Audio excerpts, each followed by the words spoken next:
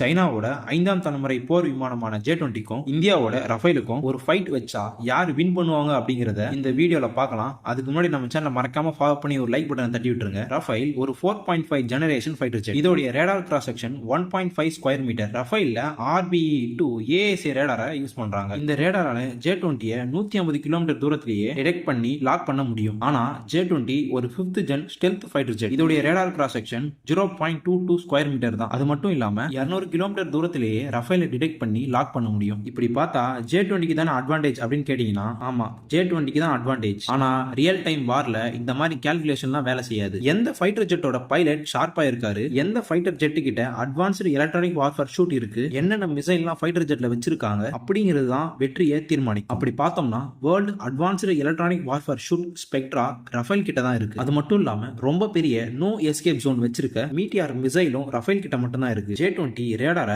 On பண்ண உடனே Rafale radar சிக்னலை டிடெக்ட் பண்ணி J-20யோட ரேடாரை குழப்ப ஆரம்பிச்சிடும். அதையும் மீறி சீனாவோட J-20 ரஃபேலை லாக் பண்ணி மிசைலை லான்ச் பண்ணாலும் அந்த மிசைல் வேலை செய்யாது. ஏன் அப்படின்னா ரஃபேல் கிட்ட எக்ஸ் கார்ட் டீகாய் சிஸ்டம் இருக்கு. இதனால அந்த மிசைல் ரஃபேல் நினைச்சு டீகாயை போய் தாக்கும். அதனால ரஃபேல் ரொம்ப ஈஸியாவே தப்பிச்சிடும். மறக்காம சர்ப்ரைஸ் பண்ணுங்க. தேங்க்யூ.